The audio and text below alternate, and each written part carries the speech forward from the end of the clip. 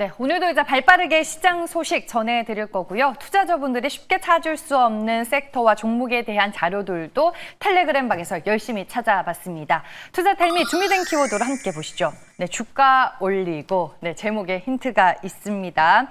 좀 전에 이제 실적이 나온 ST팜 제가 자세히 리뷰를 해볼 거고요.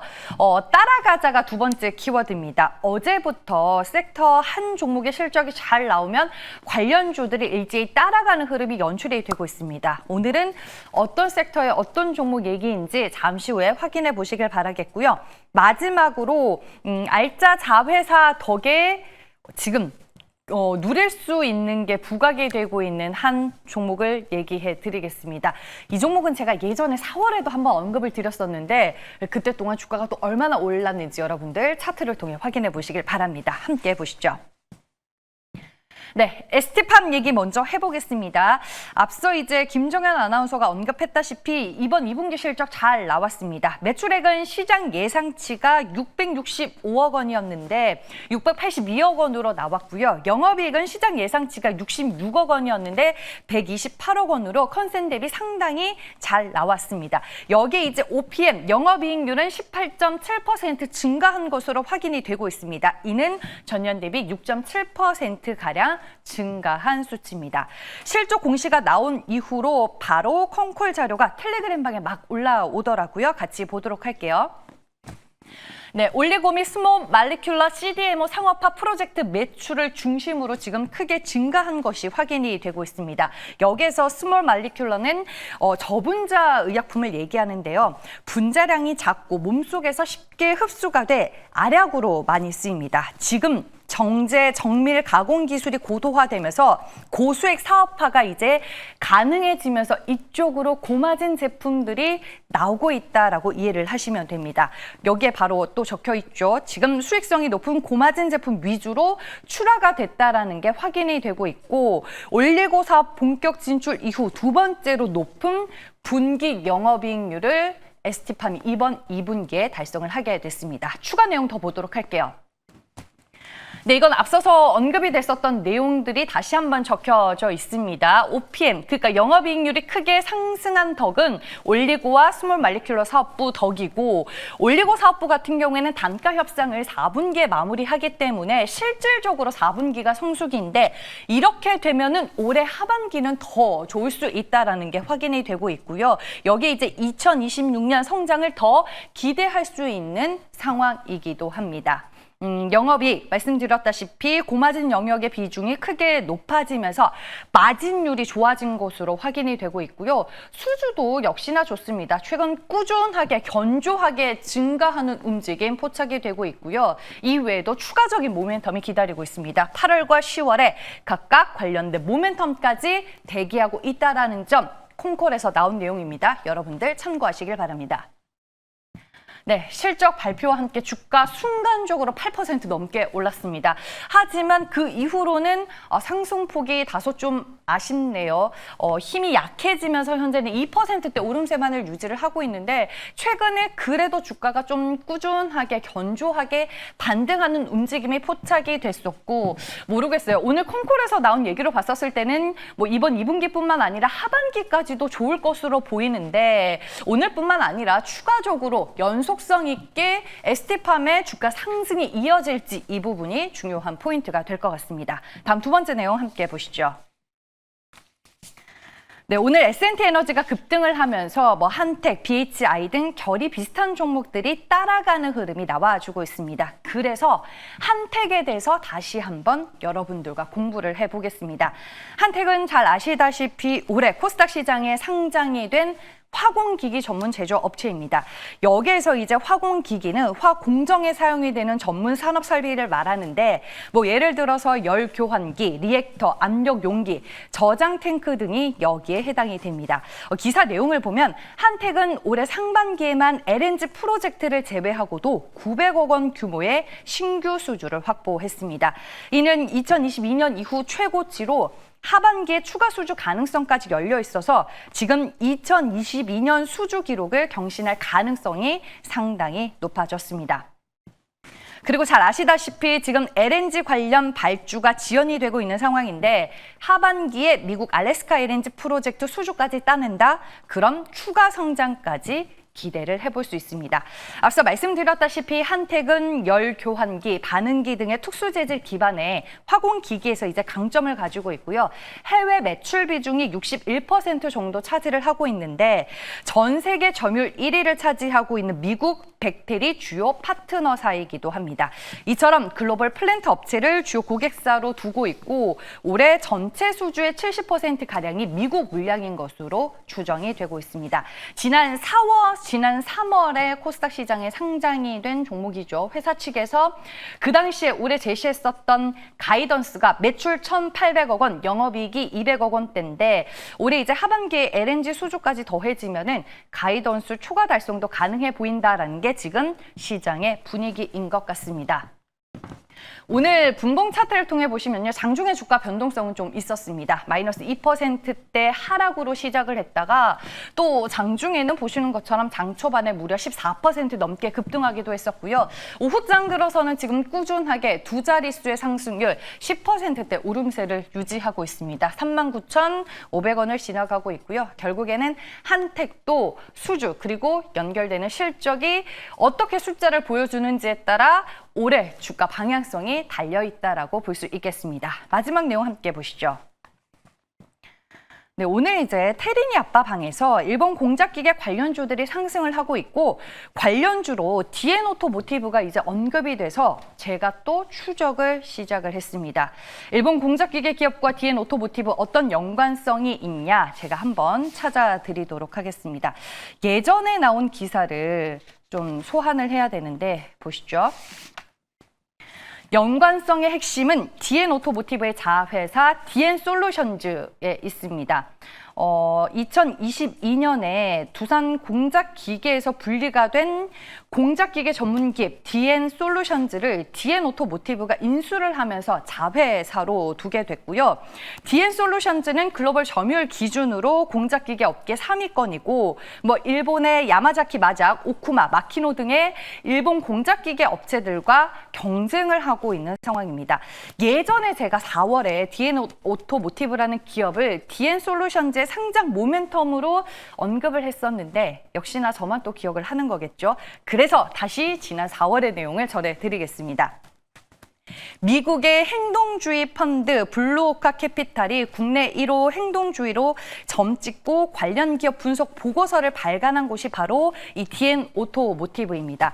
디엔 오토모티브 자회사 디엔 솔루션즈의 상장에 따른 기업 가치 향상을 노리고 지분 매입에 나선 건데요.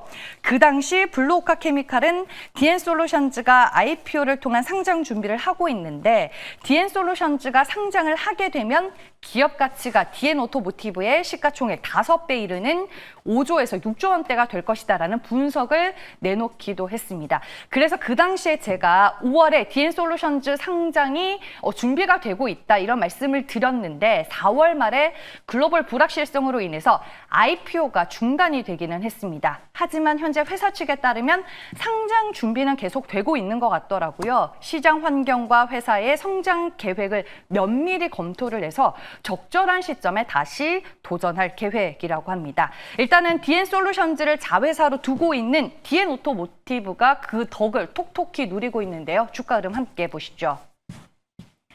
네, 먼저 분봉 차트로 보겠습니다. 오늘 장중에 3150원이라는 신고가를 다시 쓰는 흐름이 나와줬습니다. 현재는 상승폭이 2%대만의 오름세를 유지를 하고 있고 29,700원을 지나가고 있는데요. 일봉 차트를 통해서 제가 언급드렸었던 4월의 주가도 한번 보도록 할게요. 그 당시에 주가가 2만 원이 안 되는 19,000원대였는데 꾸준하게 주가 상승을 했었고 어제 강한 흐름 보였고 오늘 추가 상승이 나와주면서 3만 원대를 오늘 장중에 돌파했다. 여러분들 이거를 잘 알아봐 주셨으면 좋겠습니다. 이렇게 디엔 오토모티브까지 얘기를 전해드렸고요. 이제 MBN골드 최현덕 매니저 화상 전화 연결로 만나보겠습니다. 매니저님 안녕하세요. 네, 안녕하십니까. 최현덕 매니저입니다. 네, 오늘 시장에서 어떤 뉴스 중요하게 보셨을까요? 네, 오늘 잘 올라가던 증시가 지금 계속 흘러내리고 있죠. 미국과의 관세 협상이 좀 어려울 것이다. 이런 것들에 빠지고 있어서 그 부분을 좀 살펴보면서 결국에는 우리가 어떤 쪽으로 집중을 해야 되나, 그것까지 말씀을 좀 드려보도록 하겠습니다. 일단 지금 미국과 협상 과정을 좀 보게 되면은, 아침에 나온 이야기가, 이 베센트 재무장관의 일정에 차질이 생기면서 협상이 무산됐다, 이렇게 나왔는데, 실제로 이제 투 플러스 투 무역 협상이잖아요. 그러니까, 이 베센트 재무장관과의 협상은, 좀 미뤄진 걸로 보이고, 그럼 실제로 이제 이 기재부하고 산대부 같은 경우는 통상 관련 협의가 진행 중에 있거든요. 그래서 이 산자부 장관은 지금 알래스카 LNG라든가 이 에너지 구입에 있어서 이 에너지 협력 협상을 하고 있고, 여왕부 산업부 통상교섭본부장 같은 경우는 비가스 장벽, 그러니까는 지금 미국이 원하는 게 이제 고정밀 지도 데이터, 또 30개월 이상 소고기 수입하는 것, 이런 것도 협상하고 있는데, 이런 구체적인 사항들을 떠나서 지금 이제 베센트 재무장관이 원했던 그 어떤 우리의 무역 규모는 뭐냐면, 한국에 4천억 달러 투자를 원하고 있는 거거든요. 그러니까 앞서 발표된 일본과 미국의 협상 규모를 보게 되면은, 일본이 5,500억 달러 투자를 하기로 하면서 협상이 된 걸로 보여지고, 그와 관련해서 한국에는 4천억 달러의 투자를 요구했다. 근데 우리가 준비가 됐던 거는 1천억 달러거든요. 뭐 삼성이나 SK, LG 등등에서 이 기업들 투자 금액을 모았더니 1천억 달러 정도가 돼서 1천억 달러의 투자 금액을 들고 미국을 갔던 건데, 지금 이 벤츠 재무장관의 투자 금액은 4천억 달러인 겁니다. 이 차이를 좁혀야 되는 거고, 아까 오후에 나온 보도를 보니까는 또 이재명 대통령이 이 삼성의 이재용 회장을 만나서 또 어떤 투자 논의하고 있다라고 하는 건데요. 이런 것들만 본다면 사실 협상은 되게 어려울 것 같은데, 사실상 지금 일본도 협의가 된 상황이고, 유럽도 협의가 임박한 걸로 알려져 있죠. 그러니까 우리도 결국은 어떻게 보면은 일본이 5,500억 달러를 투자하기로 하면서 나쁜 선례를 남긴 것 같은데, 우리도 지금 이 무역 흑자 규모가 일본과 거의 비슷하기 때문에, 그 정도의 금액, 최소한 그에 준하는 정도의 금액은 나와야 되지 않을까 합니다. 그래서 상당히 어려운 부분입니다만은, 만약에 그걸 못 맞춰서 합의가 안 되게 되면은, 사실상 다음 주에 일본, 유럽 다 합의가 되는데 우리만 안 되는 경우거든요. 아마 그렇게까지 가진 않을 것으로 보여집니다. 그래서 저희 결국 관세 부분은 굉장히 어렵겠지만, 다음 주 만기일 31일까지는 협상할 수밖에 없다라고 보고 있기 때문에, 그런 관점에 있어서 지금 변동이 나올 때, 이 관세 협상이 된다면, 가장 또 수혜를 볼 종목들, 그런 수혜를 볼 수 있는 섹터, 그쪽으로 좀 집중하는 게 맞지 않을까 합니다. 그래서 결국 관세 협상이 좀 어렵습니다만은, 할 수밖에 없다라는 것에 한번 기대를 좀 걸어보시고, 관련된 종목 하나 말씀을 드려보도록 하겠습니다. 네, 8월 1일까지 관세 협상의 여지 충분히 있다라고 말씀을 해주셨는데 그 안에서 수혜를 기대해 볼 수 있는 그 종목은 무엇일까요? 네, 일단 종목을 보시면 지금 가격대가요, 10만 5,100원인데, 기아를 말씀을 좀 들어볼게요. 기아 차입니다. 기아. 지금 이제 우리가 이 협상이 잘 되면 자동차 관세에서 최고 기대하는 게 12.5%거든요. 그러니까 지금 일본 같은 경우는 12.5%를 낮춰놨고 기존 2.5% 있었기 때문에 15%가 되는 거고, 우리는 지금 FTA 체결국이기 때문에 일본과 비슷한 규모로 협상한다면은 12.5%할 것 같습니다. 왜냐면 어떤 수출이나 이런 어떤 구조가 거의 비슷하기 때문에 일본과 거의 같은 방식으로 협상이 되지 않을까 싶은데, 지금 현대나 기아 같은 경우는 관세 25%로 해서 실적 전망을 하고 있기 때문에, 실제로 관세율이 이제 12.5%로 합의가 된다면, 이 실적 전망 자체가 되게 좋아지는 거죠. 4분기만 본다 하더라도, 현대차 같은 경우는 영업이익이 5천억 증가로 볼 수가 있고, 기아 같은 경우는 4천억 상향할 수 있는 겁니다. 그러니까 실제 관세 합의가 될지 안 될지 봐야겠습니다만은 아마 다음 주쯤 될 거라 보고 있는 거고. 근데 오늘 같은 경우 현대기아도 실적 발표가 있을 것 같은데, 실적도 좋지만은 이제 관세에 대응할 수 있는 어떤 미국 투자라든가 이런 쪽 이야기만 나온다 하더라도 굉장히 긍정적으로 좀 반응할 것 같습니다.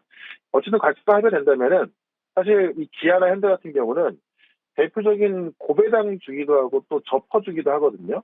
그러니까 최근에 금융 지수가 올라갔던 이유가 굉장히 저펀데 고배당에다가 PBR까지 나왔잖아요. 그러다 보니까 올라갔던 건데, 현대차 같은 경우는 관세가 12.5% 적용됐을 때 그 실적을 26년 실적을 한번 맞춰보게 되면은 퍼가 5.7배밖에 안 나오고요.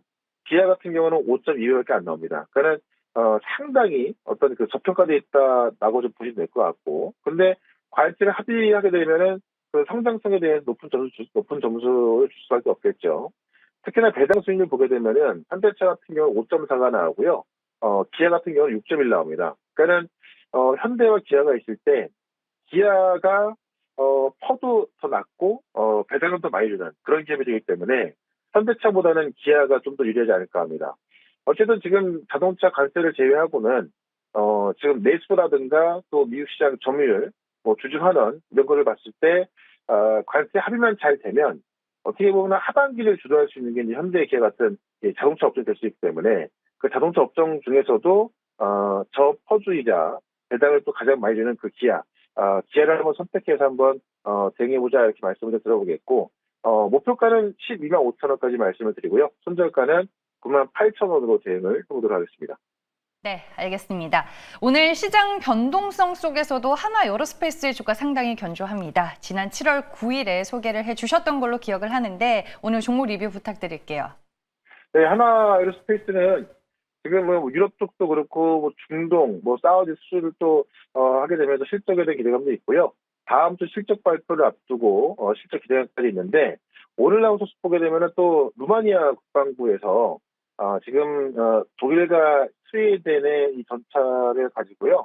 지금 우리 하나의 레드백과 비교해서 최종 후보로 선정했다고 합니다. 그래서 실제 수까지 이어질지 모르겠지만은 이 최종 후보에 들어갔던 것만으로도 굉장히 높은 점수를 줄 수 있기 때문에 하나 에어로스페이스는 좀 더 관심 있게 보자라고 말씀드리면서 오늘은 장 끝나고 나서 4시 모레 방송이 있는데요. 제가 최근에 뭐 방산주부터 조선, 원전 다 말씀을 드렸고 사실 어려운 장 속에서 잘 올라가고 있습니다.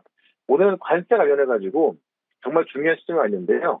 이 관세에 대한 시나리오, 관세가 어떤 방향으로 나오든 간에 이 올라갈 주목까지 말씀드릴 거니까 4시 시작하는 무료방송 유튜브에서 최현덕 검색하시고 4시부터 유튜브 실시간 방송 들어오시면 되고요. 저는 또 내일 이 시간에 뵙도록 하겠습니다. 고맙습니다.